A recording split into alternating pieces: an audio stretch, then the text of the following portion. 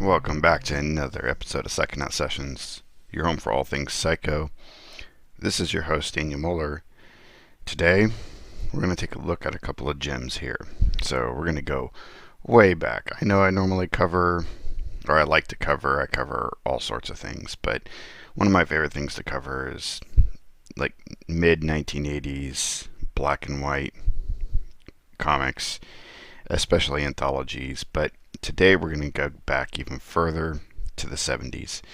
So one of the main comics that I've covered on this channel and I will continue to cover is the Black Zeppelin series by Gene Day. Well, it's more of an homage to the artist, to the legendary artist Gene Day. And it's run by a whole host of individuals from Renegade Press. And if you look back, I think, was it November, I dropped an interview with his brother, David Day.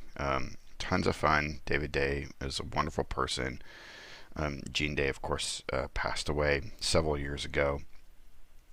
And David was kind enough to send me some of these rare pieces of Gene Day's work from the 70s. So if you notice in the Black Zeppelin comics that there is a logo here as part of that Black Zeppelin logo.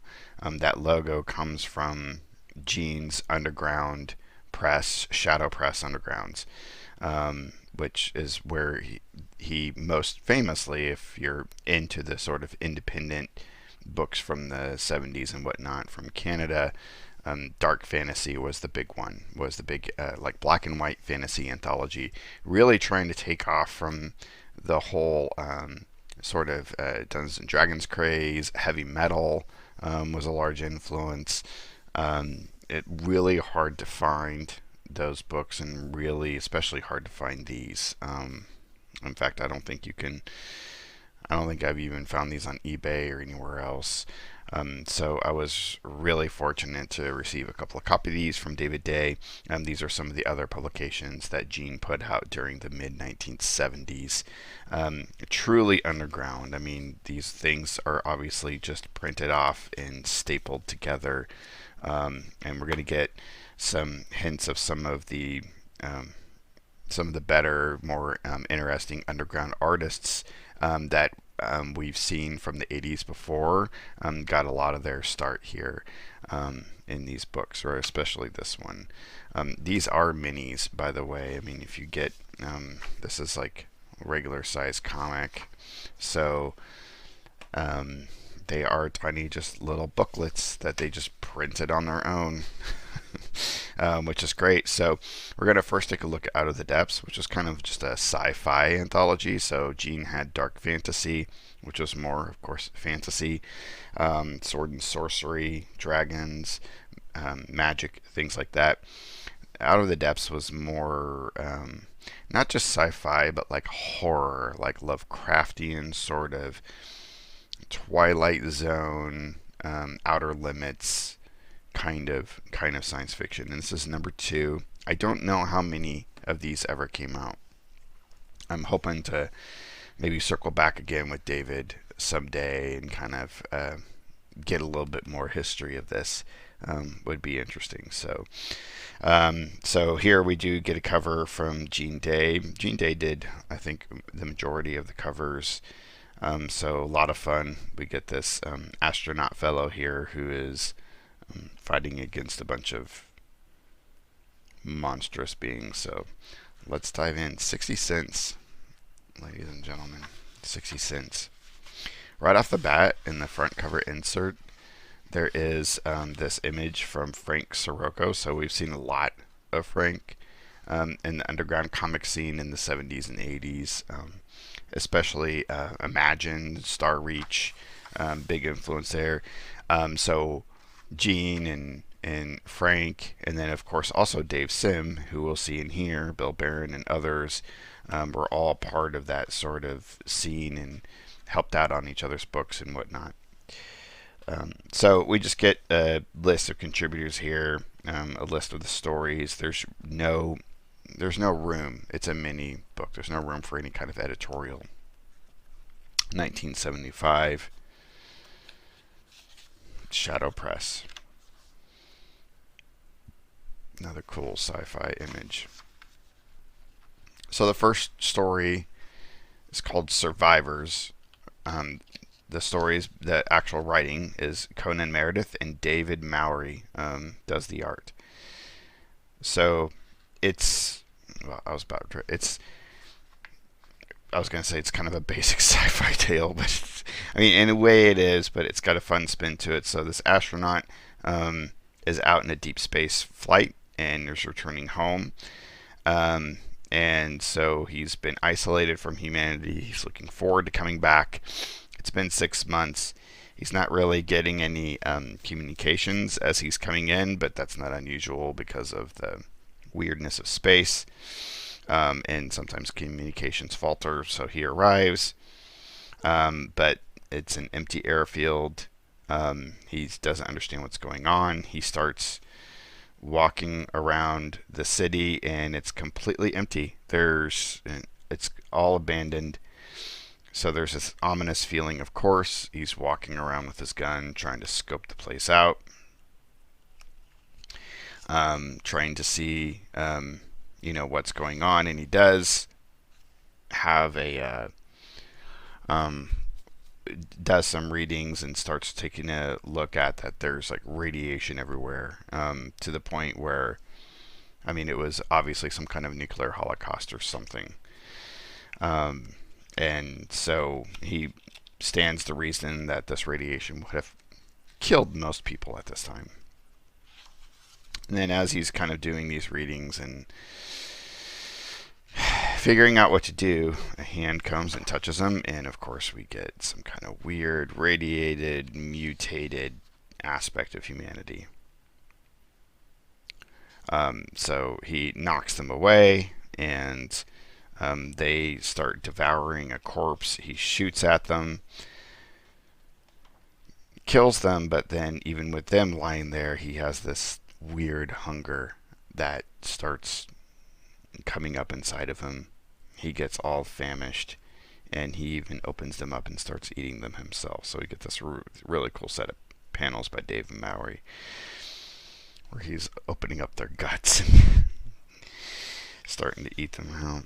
So that's kind of interesting. Just the lettering inside the globe helmet there. A lot of fun, just 70s experimentation, people trying it.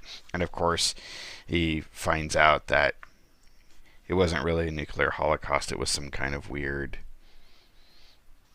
I don't know, virus or whatever, but this hungering of humanity, they basically became mutated zombies, and he became one himself in the very end. So tons of fun. Love it. Again, it's got that kind of Outer Limits sort of vibe.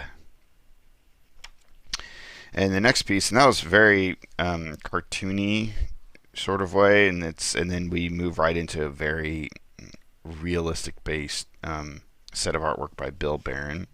So this is written and drawn by Bill Barron, who's been around definitely in the independent circuit back in the day. Snare in the Stars. So we get this really interesting looking starship out in deep space. There's a yellow alert. And so the captain comes, and of course the captain is this female here, which it sounds ridiculous now, but back then that was a big deal to like make the captain female. As we all know, everything was very typically just white male oriented. So it's just, these books in their own way were trying to push the boundaries. So she comes in, and apparently they have found some sort of derelict freighter or ship or something, some kind of object, and it's so they're going to want to investigate out in deep space. There's no communications coming from it, so it's their job to check it out. So they suit up. Kind of a really cool. I love this image. I love astronauts, of course, obviously. I love the imagery of astronauts, but really interesting. And I love the we have these like symbols to denote rank on all their uniforms, which is very interesting. I could have gone for a whole comic of this particular crew. So a bunch of them jump into a shuttle to investigate it, like an away team. They leave their ship. I love the design of this ship. The shuttles start leaving it. This this sphere with octagonal openings. So cool. So they go to investigate the ship. They land and they're trying to do readings and everything. They don't get any life readings or anything like that.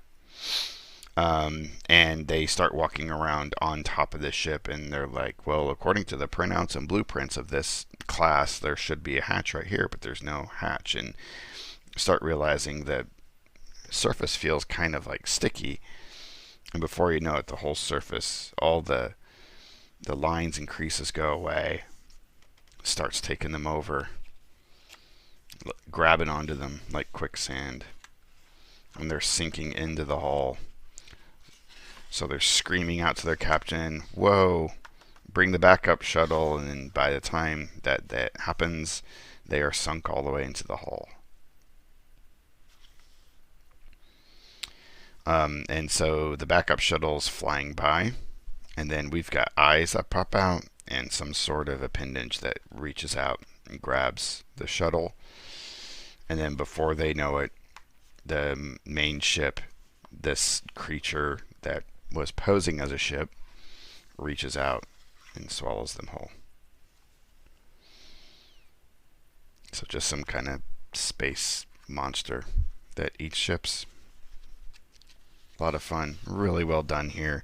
We get a lot of the Zeppelin for shading on the ships, which is really cool. I love seeing that early Zeppelin in these black and whites. Paper is fairly thick, but it's definitely got that Xerox quality, which, you know, mini underground zine sort of thing. So, and then next, that creature is heading towards Earth. Of course.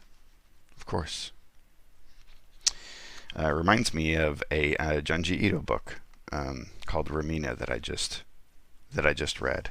I might do a video on. It is messed up. Junji, if you have not checked out Junji Ito, folks, whoo, yeah. Next, we just get a one piece by Gene Day, one-page piece. Literally just about a man who's just off hunting a Yeti. That's really all it is, and it kind of poses it as a sort of legend of people going to find this abominable snowman and that they never return. But that's a really cool image. Love it. That this kind of, you know, dynamic, fluid feel is the kind of thing Gene Day was really known for. A master of the brush. And then we get the legendary Dave Sim. So this is actually dated in 1974, so I think it was done a year or so before this.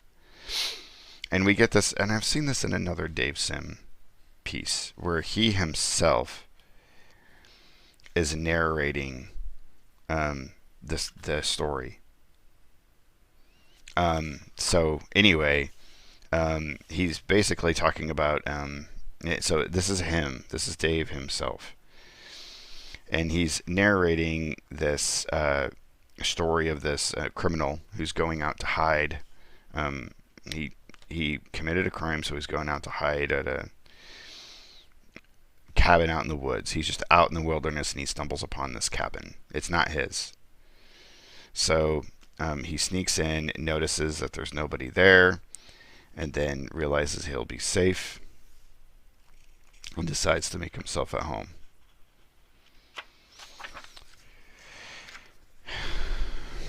We get the sense here, because it's snowing and then there's no snow, that life through the winter was complete.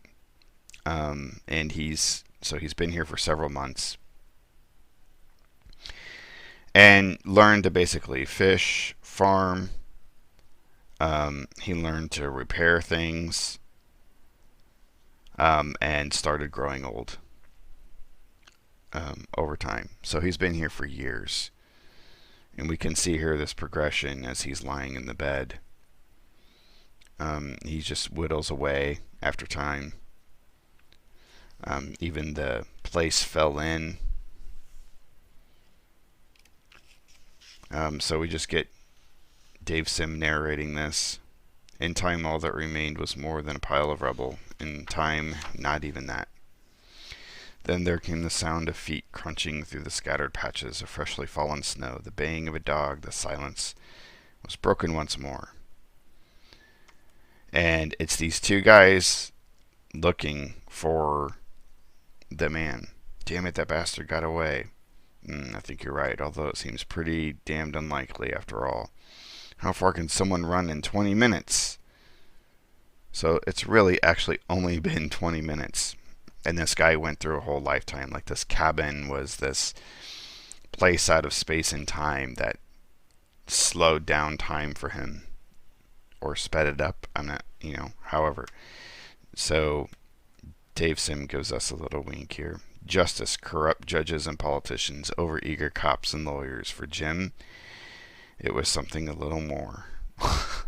So, kind of a fun, interesting little tale. And then we get an interesting ad here for some other kind of little zine. I don't think this was from Shadow Press, but it's called A Space Time.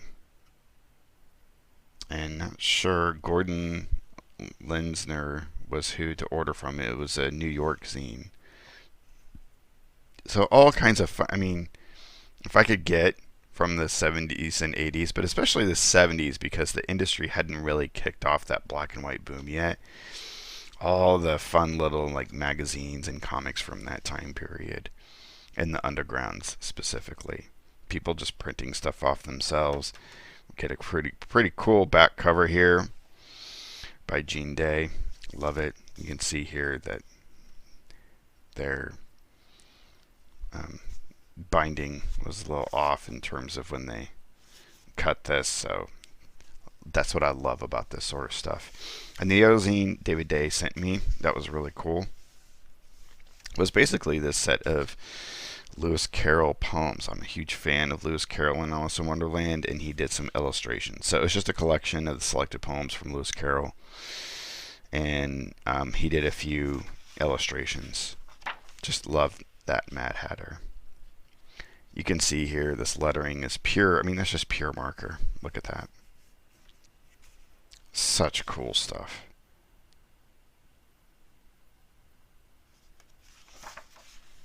Give me Gene Day illustrating Alice in Wonderland any day. Got the White Rabbit. So these are copyrighted 1976. So a year later. So literally it's just, these poems are written out on a typewriter, and we get an illustration every few pages. Get a little Humpty Dumpty. That's kind of freaky, actually, which is cool. It's got that quality that Alice in Wonderland should have, right? Which is fun, fantastical, dreamlike, but also borderline terrifying. This is a terrifying Humpty Dumpty.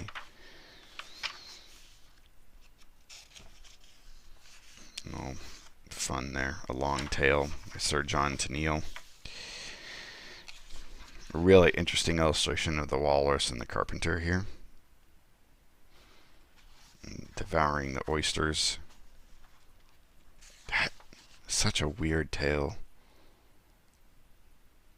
There's something that always seemed so ominous about Alice in Wonderland to me. Like a terrifying set of dreams that you don't know if it was going to attack you or not. And this is one of those tales. I won't read through the whole thing. A piece of rabbit. It's adorable. Absolutely adorable.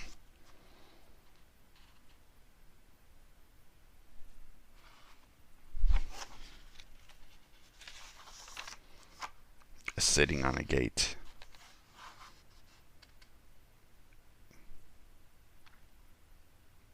Such a great illustrator. He's got... My favorite illustrators are not ones that copy directly from life, but have that cartoonist language about them. Because cartooning gives, not only does it give weight, but it has a set of symbols that add a whole other expression. Queen Alice. To the looking glass world, it was Alice that said, "I have a scepter in my hand, I have a crown on my head. Let the looking glass creatures, whatever they be, come and dine with the red queen, the white queen, and me." Alice takes over. That's good. That's good. And then we get one of my favorites, the Jabberwocky. So for those that don't know, if you do watch the Alice in Wonderland cartoon from Disney, this is the tale that the Cheshire Cat is singing. "'Twas brillig, and the slithy toves did gyre and gimble in the wade. All mimsy were the borogoves, and the mome raths outgrabe." Absurd. Absolutely absurd. But beautiful. And then we get a final page of the caterpillar here. Well done, Jean Day. Love it.